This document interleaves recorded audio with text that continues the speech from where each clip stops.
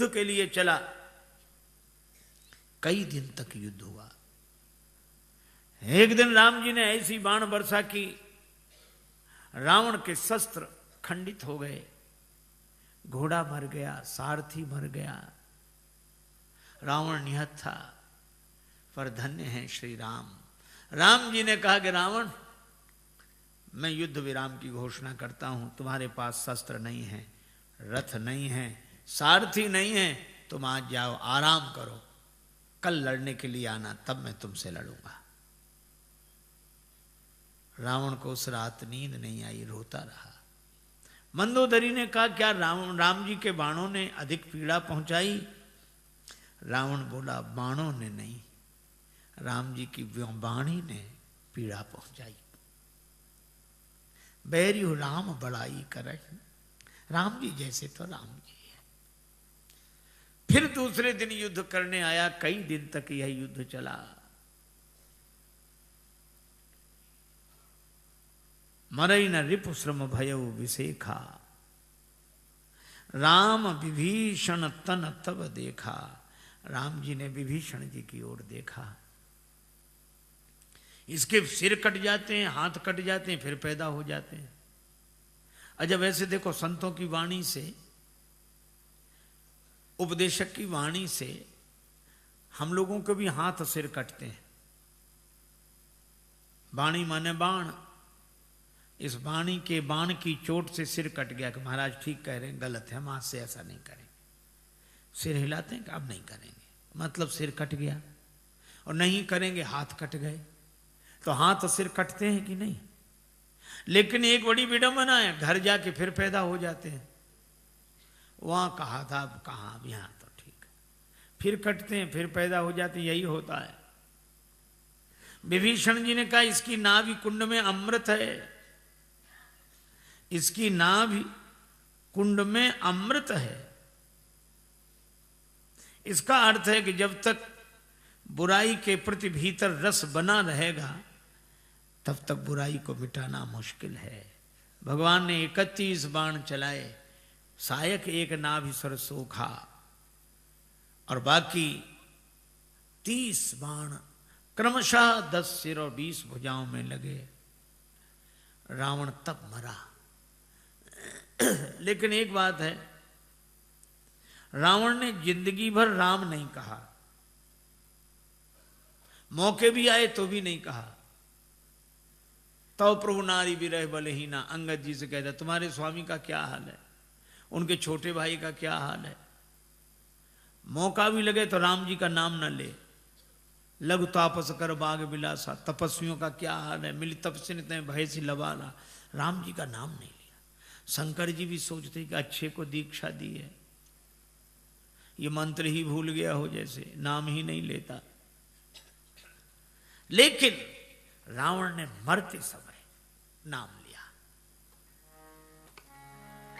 गर्ज उमरत घोर रव भारी, कहां राम रणहतों पचारी।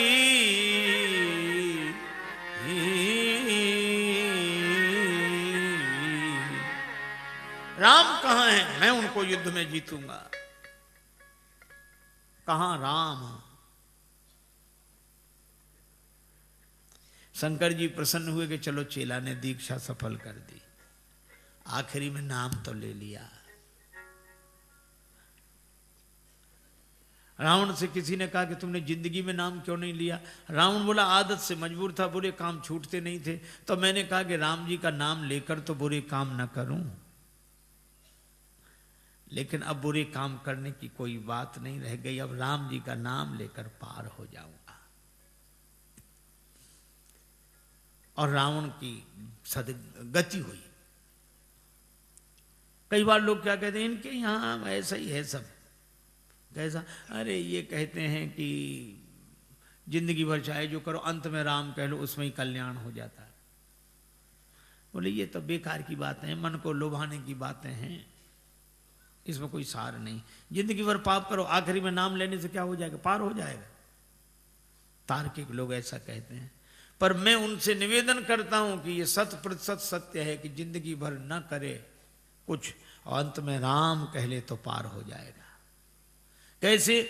हमने कहा ऐसे जैसे साल भर विद्यार्थी न पढ़े और परीक्षा में बगल वाले की नकल करके सही लिख दे तो पास माना जाएगा, फेल नहीं। इसी तरह कोई जिंदगी भर कुछ न करे पर अंत में अगर राम कह दे तो वह भी पार हो जाता है। राम नाम की बड़ी महिमा है, राम नाम लेना ही चाहिए। राम सकल नाम नते अधिका। एक सज्जन बोले नाम लेने तो ठीक, पर मन न लगे तो क्या फायदा? मन तो लगता नहीं, राम राम राम राम करते रहते, मन लगता नहीं। मन कई बेचारे नाम लेने वाले भी कहते महाराज मन नहीं लगता तो क्या फायदा होगा नाम लेने से। हमने कहा कि तुम रेलगाड़ी से पोरबंदर से अहमदाबाद जा रहे हो, हा? और रेलगाड़ी में बैठ तो गए, मन नहीं लग रहा है, तो रेलगाड़ी में मन न लगे तो क्या रेलगाड़ी अहमदाबाद नहीं पहुंचाएगी? बोले वो तो पहुंचाएगी, उसका काम है। हमने कहा जब रेलगाड़ी मन लगाने की अपेक्षा नहीं रखती तो क्या भगवान का नाम मन लगाने की अपेक्षा रखेगा? मन लगे या न लगे पर भगवान का नाम आपको भगवत धाम तक पहुंचाएगा। भाय कुभाय अनख आलस हो, नाम जपत मंगल दिसिदस हो। भगवान विभीषण जी से कहते हैं इसका अंतिम संस्कार करो। भगवान ने विभीषण जी से कहा कि देहांत होने के साथ साथ बैर का भी अंत हो जाना चाहिए। अब तो ये जैसे तुम्हारा बड़ा भाई है वैसे मेरा बड़ा भाई है। रावण का अंतिम संस्कार हुआ।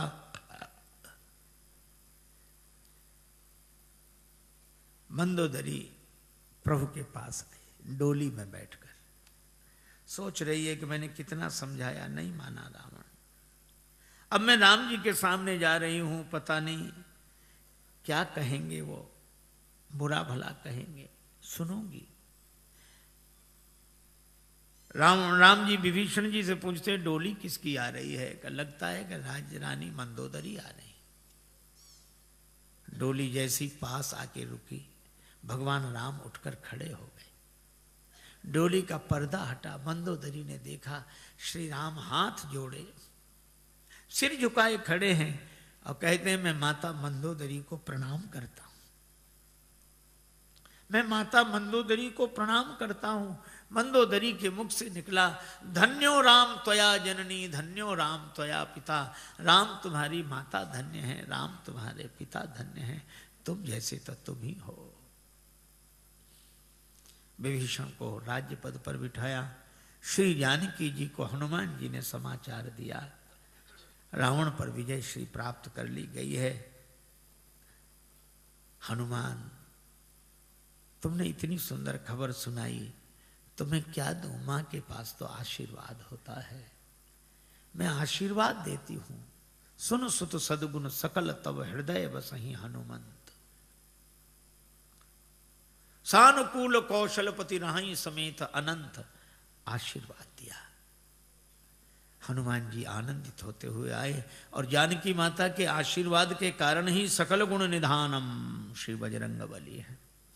भगवान को समाचार मिला, श्री सीता जी को बुलाया गया। अग्नि परीक्षा के माध्यम से अग्नि से श्री जानकी जी को प्रकट किया गया। विभीषण जी से भगवान ने कहा इन बंदरों को संतुष्ट करने के लिए इन पर विमान में चढ़कर वस्त्र बरसाओ। वस्त्र आभूषणों की वर्षा की। पहरी पहरी रघुपति वहां आए। बंदरों ने पहली बार कपड़े पहने थे, सिर का कपड़ा पांव में, पांव का कपड़ा हाथ में, हाथ का कपड़ा गले में। और भगवान ने जो देखा तो मुस्कुराए। कृपा सिंधु सोई कपिन सन करत अनेक विनोद।